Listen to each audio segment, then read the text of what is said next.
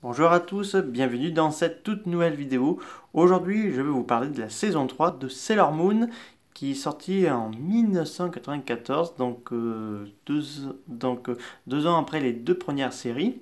La toute première sortie en 1992, si je dis pas de bêtises, parce que le manga est sorti en 1991 et la toute première série 1992, la deuxième 1993. Celle-ci est sortie en 1994, suite au succès de la série. Toei Animation a demandé le scénario, les producteurs de faire la série, parce qu'il faut savoir que la série ça a duré jusqu'en 1997.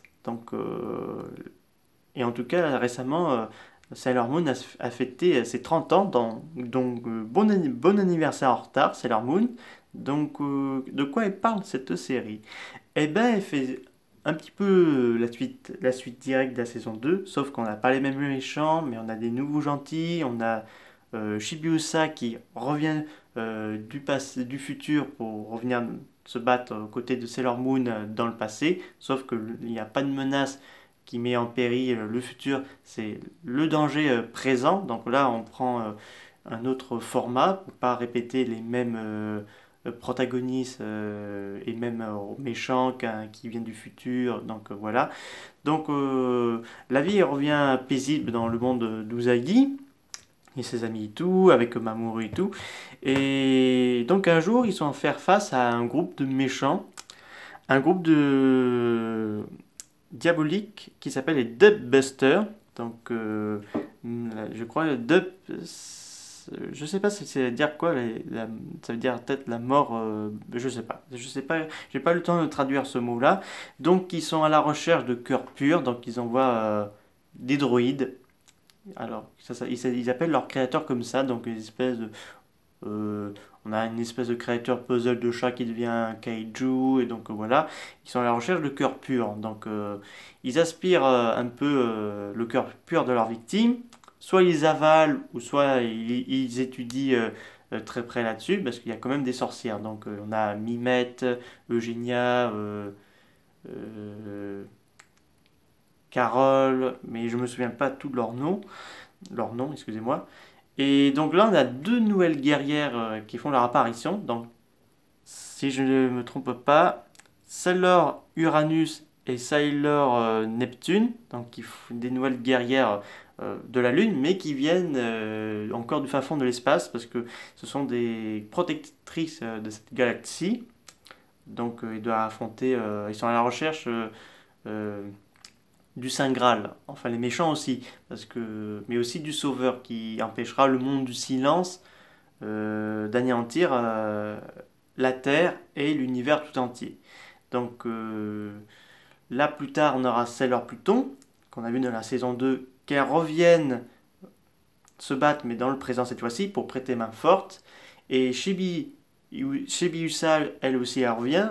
Elle est devenue super guerrière, donc super Sailor Chibi Moon, sa petit costume de guerrière et tout. Donc je trouve ça très, très mignonne. Et là, on va voir une autre Sailor, donc Sailor Saturne, la déesse un peu de l'apocalypse. Alors que c'est une Sailor, mais cette jeune fille a été élevée par son père qui est possédé par un alien, enfin pas vraiment un alien, mais par un démon loufoque. Qui sert la grande Mistre 9. Donc Mistre 9, c'est une espèce de méchante reine, mais j'aime beaucoup son allure. Je vais vous montrer un peu la petite photo. Donc elle ressemble beaucoup, c'est elle, Mistre 9, donc je l'aime beaucoup, cette carrure et cette forme-là, vraiment splendide. C'est ma méchante préférée parce que j'adore son design et tout, elle est ravissante. Avec aux côtés de Black Lady Shibiusa, vraiment magnifique. C'est une super série que j'aime beaucoup parce qu'elle est un petit peu sombre, ça me fait penser presque à la réincarnation d'Armée du Ruban Rouge, quoi. Parce que le savant fou me fait presque penser au Docteur Gero, parce qu'il met presque ses créations dans une espèce de four, à four micro-ondes pour créer les androïdes. Euh, Quand je dis androïdes, c'est pas des créatures cyborgs, ça s'appelle comme ça, mais je peux pas comment vous expliquer qu'est-ce que ça veut dire quoi le mot Android. En tout cas, ce sont des œufs. Je me rappelle plus comment il disait les œufs, j'avais en tête là. De démonia. Ce sont des œufs de démonia, donc ça vient d'un autre monde, donc le monde du grand pharaon Onyx que Mystre 9 vénère, son dieu, donc un méchant qu'on ne voit pas beaucoup dans cette saison 3, mais pour la reboot de Sailor Moon, donc Sailor Moon Crystal, là ce sera beaucoup plus montré, parce qu'on aura à la fois la nouvelle look de Mystre 9 qui est magnifique, mais également l'apparition du grand Pharaonix, qui est un peu le gros boss, là, je vais ravager la Terre et tout. Donc là, ce sera bien exploité dans cette saison 3 que je n'ai jamais vue, parce que c'est pas sorti chez nous en DVD, c'est fort dommage. Donc voilà.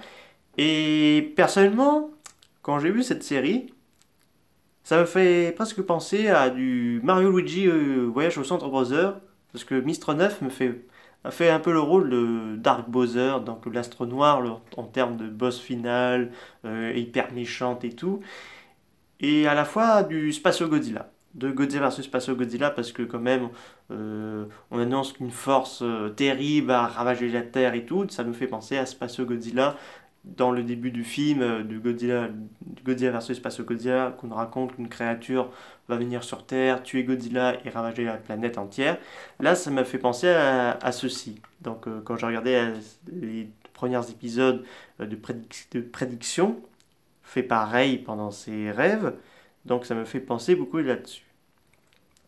Donc je vous conseille de regarder cette saison 3 parce que quand même c'est une bonne petit divertissement, on s'ennuie pas, il y a des moments rigolos et tout, on s'amuse bien, il y a du suspense, il y a des certaines révélations qui vont être annoncées et tout. Donc c'est vraiment une bonne série. C'est distribué par Kazé Vidéo, donc en DVD. Pour l'instant c'est encore disponible en DVD. Mais je vous conseille de vous bouger un peu, beaucoup, parce que là, ils sont en rupture de stock, ça commence à venir, parce que moi j'ai eu j'ai eu chaud pour avoir au moins quelques sagas de la Sailor Moon, parce que j'ai pas la partie 1 de la saison 1, et j'ai pas la partie 2 de la saison 5. Donc c'est un peu dommage, mais c'est déjà mieux que rien. Avoir quelques-uns épisodes, saison complète, c'est bien.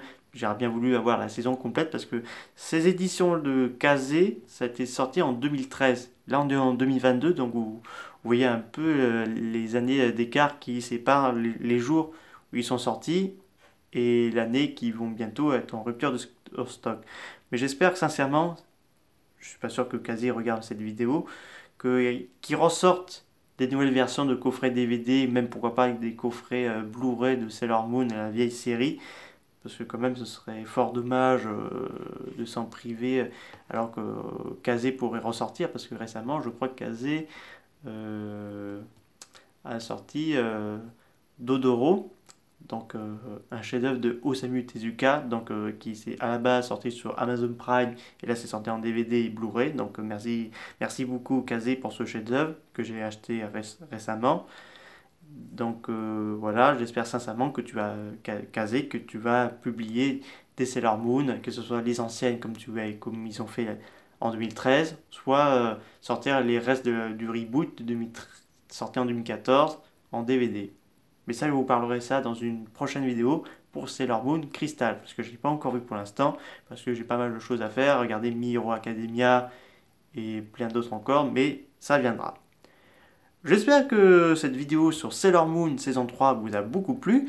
N'hésitez pas à me dire ça dans les commentaires, qu'est-ce que vous avez pensé, pour ceux qui ont vu cette saison 3, quels sont vos avis et tout, parce que moi, mon avis est excellent cette saison 3, surtout Mystre 9 en termes que super méchante. Surtout qu'elle est magnifique, je la kiffe énormément. C'est dommage qu'il n'y a pas une figurine sur elle qui est sortie à part des figurines pop. Donc voilà. Je vous souhaite une agréable bonne soirée. Je vous dis à très bientôt. Au revoir mes amis.